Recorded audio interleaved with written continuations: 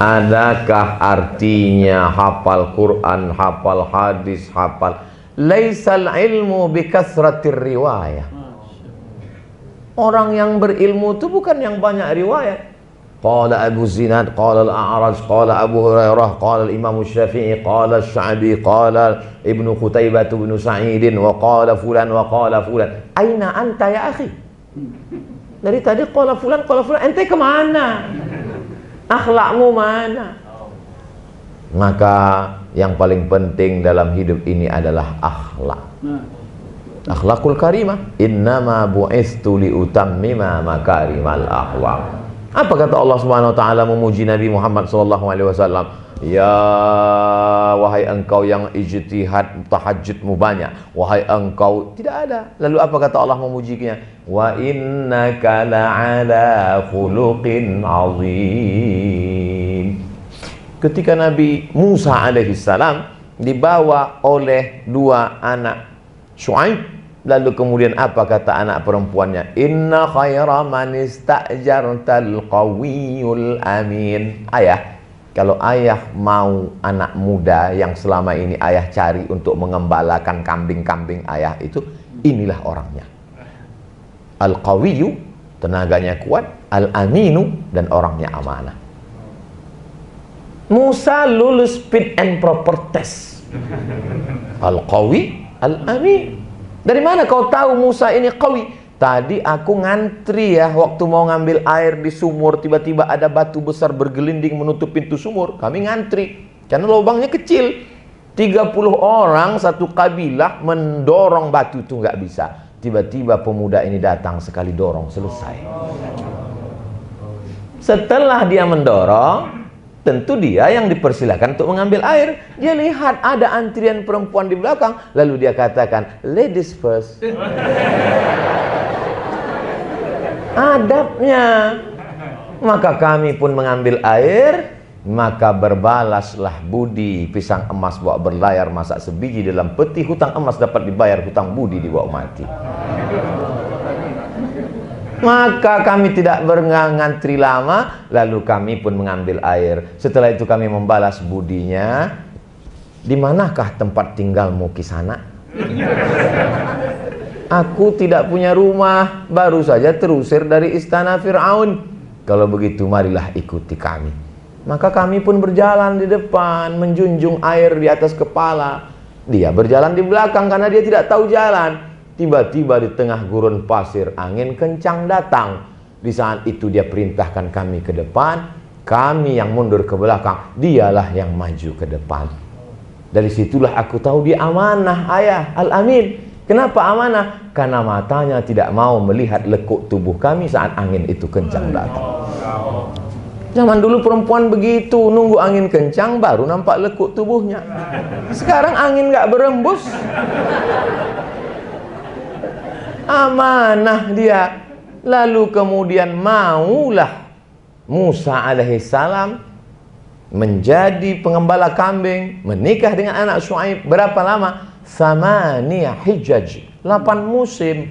8 musim itu 8 tahun.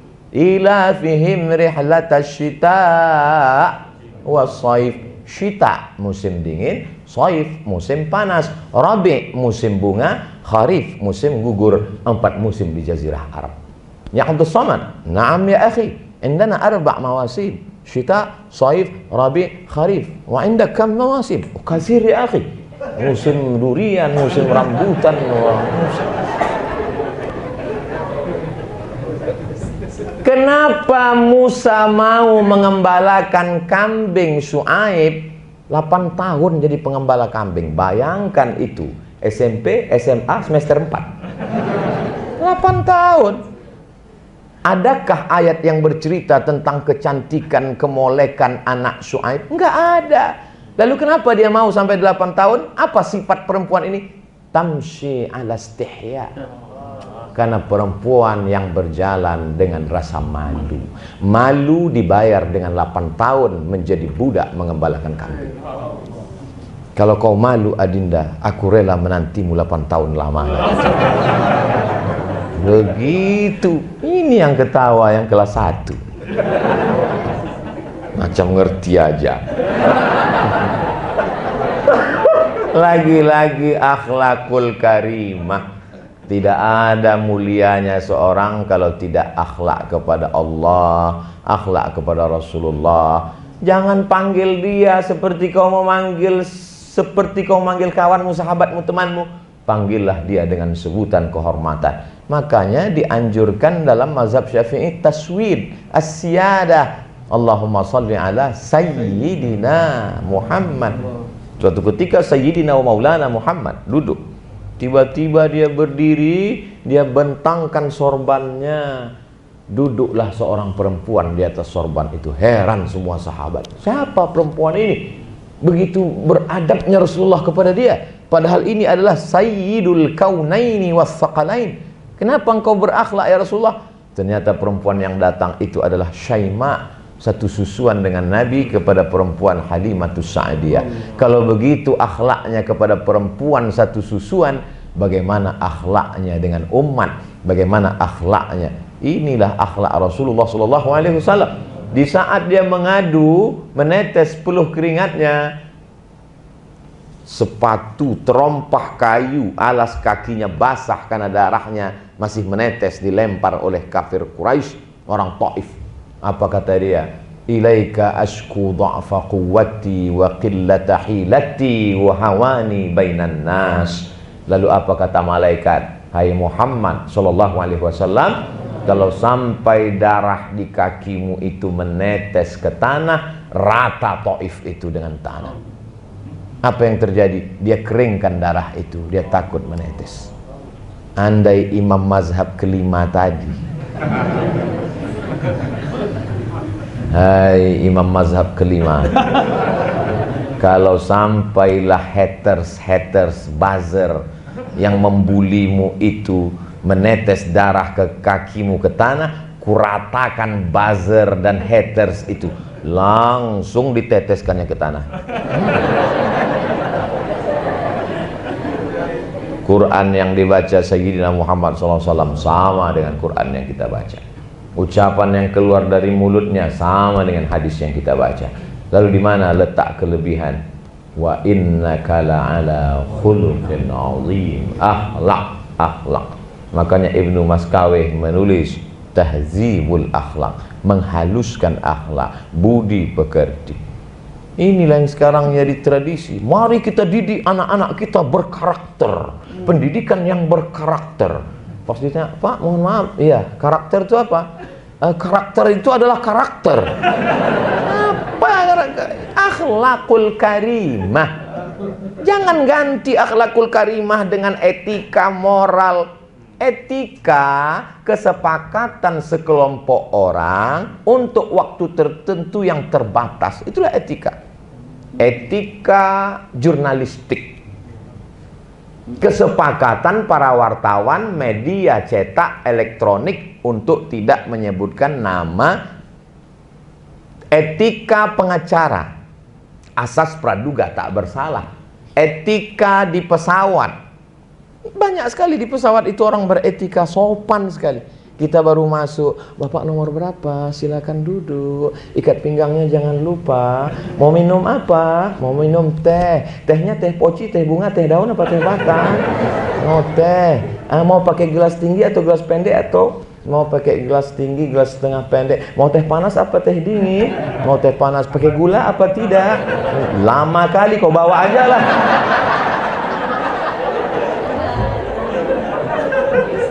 Saat di pesawat itu dia sangat sopan, sangat baik. Minumannya sudah, Pak? Sudah. Lalu dia kasih anduk, dia kasih putih panas berasap. Untuk apa? Untuk cuci tangan, muka. Yang satu ini baru pertama naik pesawat, dikunyahnya.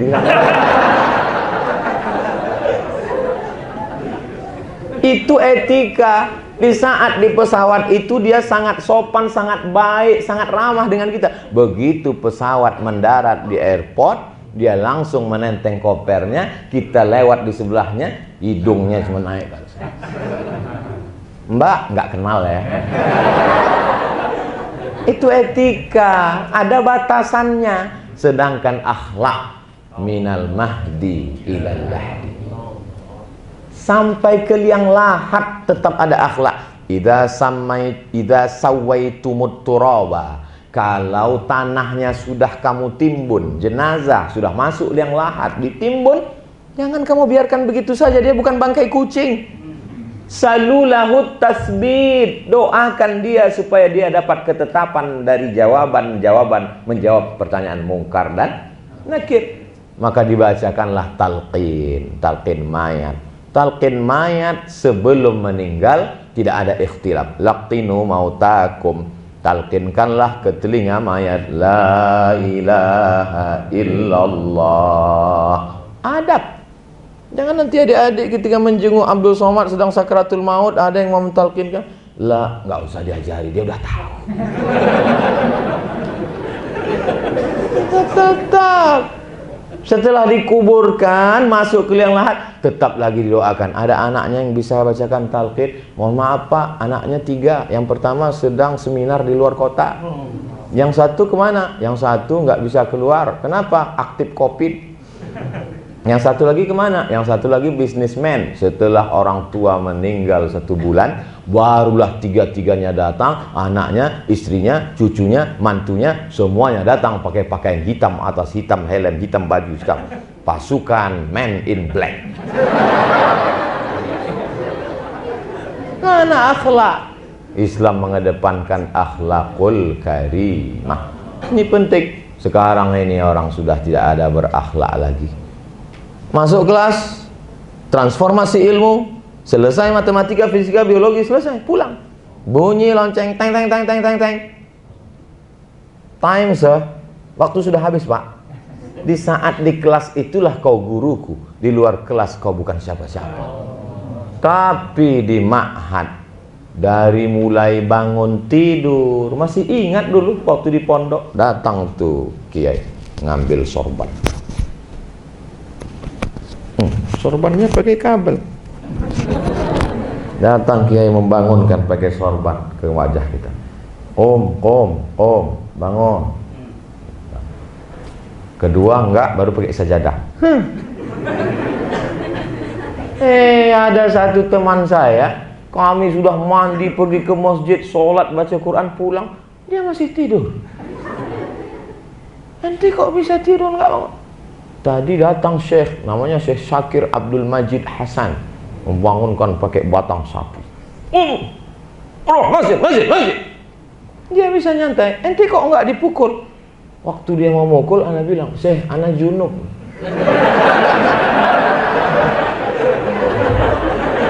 Ente berdosa menipu Syekh. Enggak tahu saya kawan tuh sekarang di mana. Entah masih jadi manusia atau udah berubah jadi Iron Man. Tapi kesan dibangunkan itu sampai hari ini berkesan.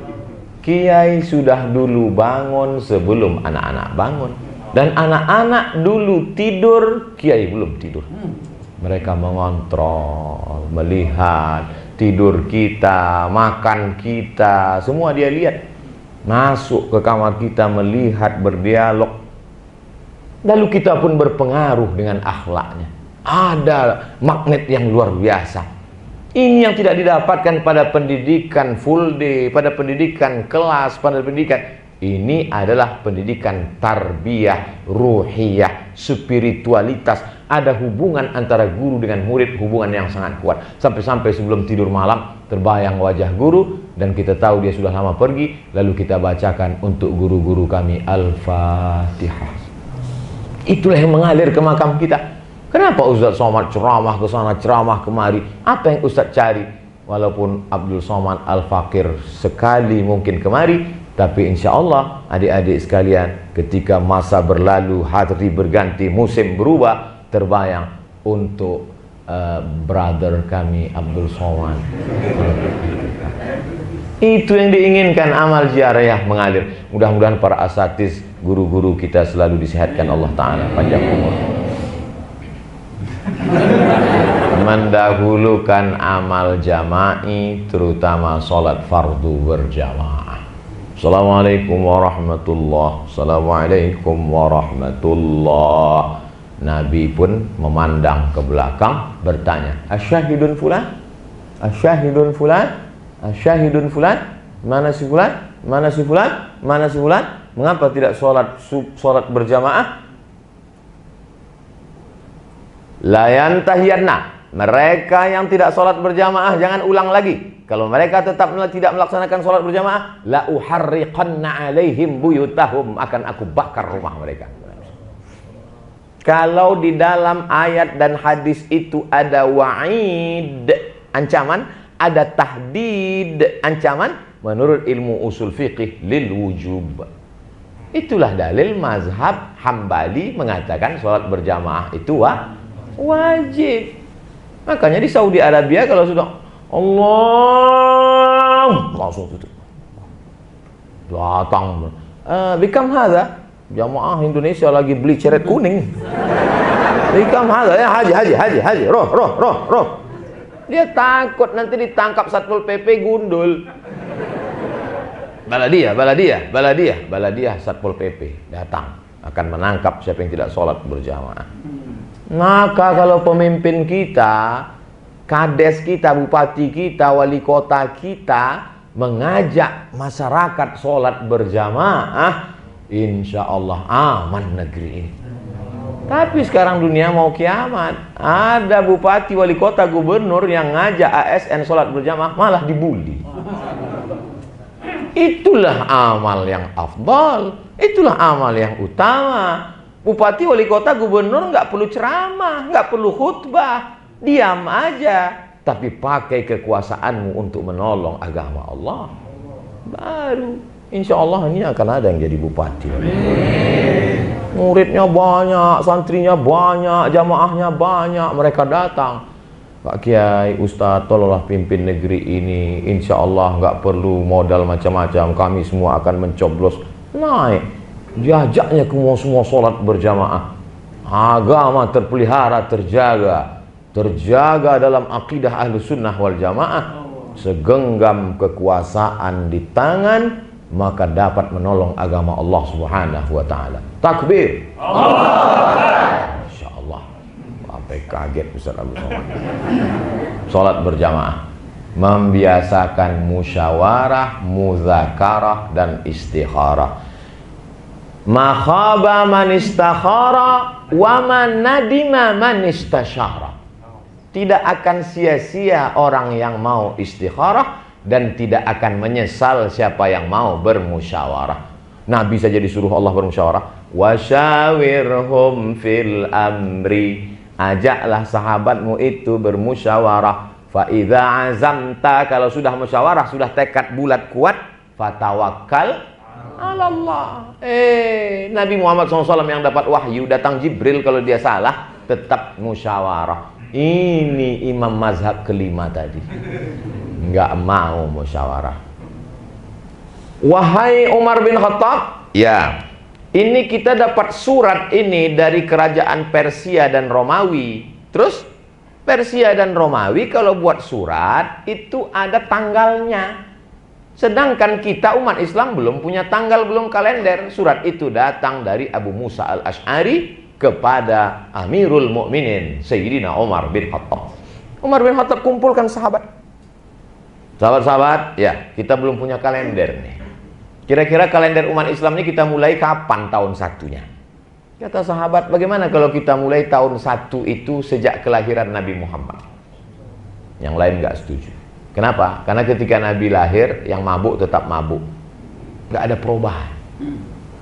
Lahir Nabi itu baik, lahir Nabi itu indah. Ulidal huda. Tapi perubahan umat belum nampak. Ada usul lain. Bagaimana kalau kalender umat Islam dimulai ketika Nabi dapat wahyi, umur 40? Sebagian nggak setuju juga. Karena ketika Al-Quran turun, mereka masih lagi melawan kemusyrikan, kekafiran.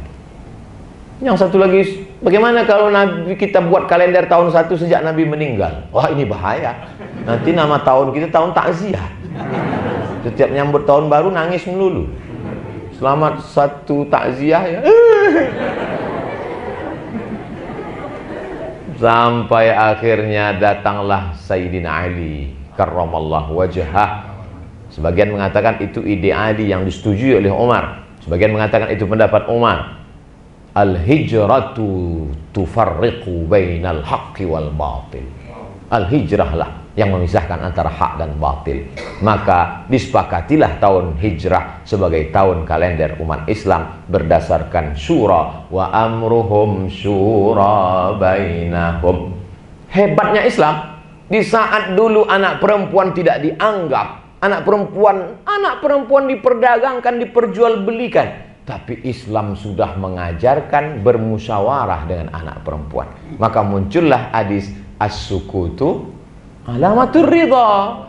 Idza ja'akum man tardawna dinahu wa khuluquhu.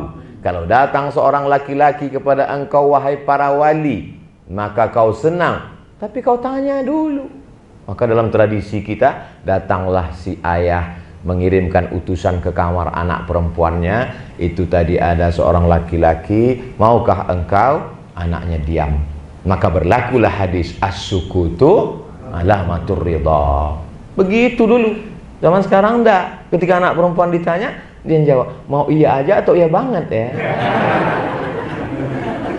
Tapi yang paling penting adalah musyawarah. 6. Ikram, khidmat, dan menjaga ukhuwah.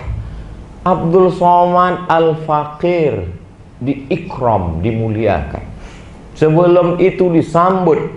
Memukul duf hanya ada pada hari raya.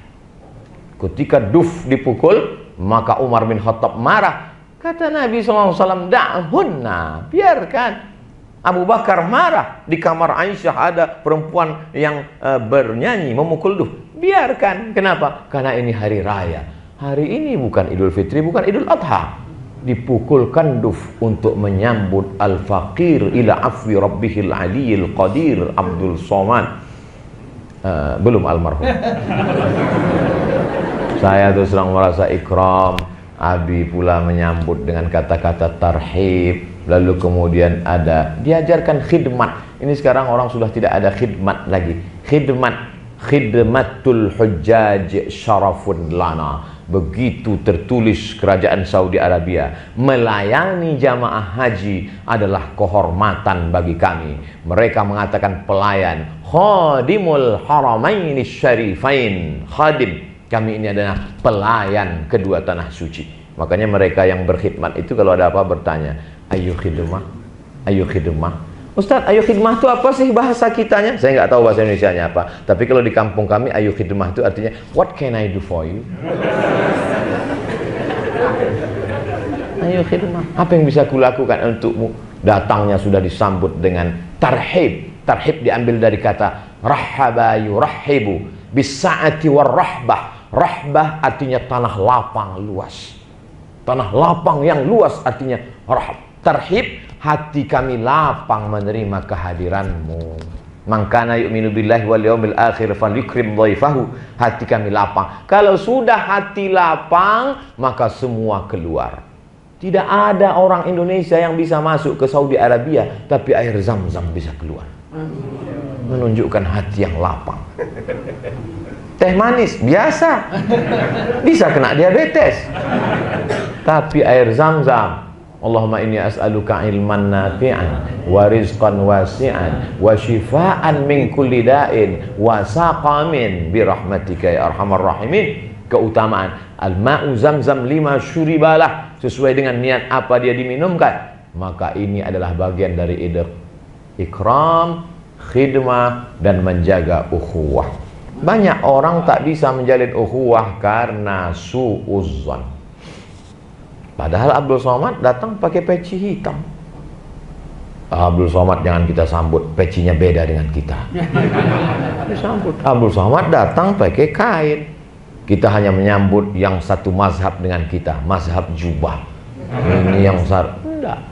Ada yang pakai celana, ada yang pakai sarung, ada yang pakai jubah. Substansi yang ditangkap selama masih menutup aurat.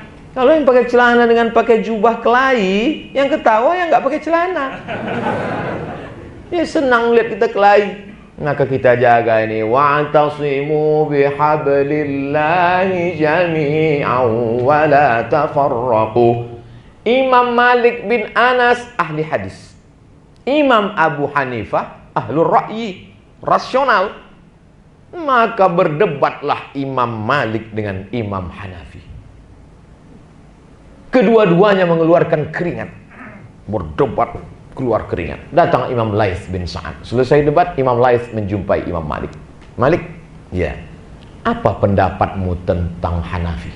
Belum pernah aku berjumpa orang yang argumentasinya setajam Hanafi, kata Imam Malik.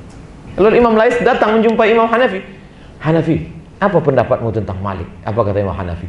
Belum pernah aku ketemu orang yang hafalan hadisnya sekuat Malik. Begitu salaf. Mereka wajadilhum billati hiya ahsan. Mereka ada hiwar, mereka ada dialog, mereka ada perbedaan, mereka ada ikhtilaf, tapi mereka saling membesarkan, saling memuji. Hari ini orang kalau sudah berbeda pendapat, apa pendapatmu tentang Abdul Somad? Nampaknya dia itu sesat. Begitu cepatnya kita mengklaim orang. Andai benar tuduhanmu kepada orang lain, maka dia tetaplah ghibah. Andai tidak benar tuduhanmu, salahmu dua kali. Yang pertama ghibah, yang kedua fitnah. Apa yang bisa kau lakukan di hadapan Allah Subhanahu wa taala?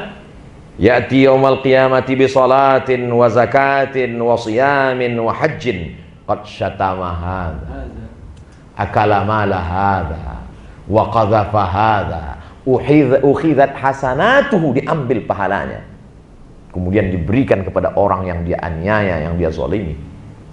Setelah berakhir, walam yuqda alaih, faniyat hasanatuhu, habis amalnya, habis salatnya, habis zakatnya, habis hajinya, habis umrahnya, sementara dosanya masih banyak.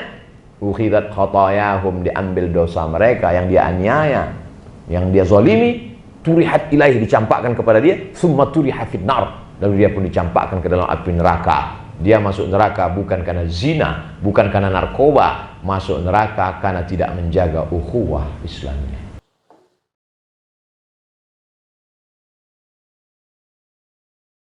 Jangan lupa like, comment, and subscribe.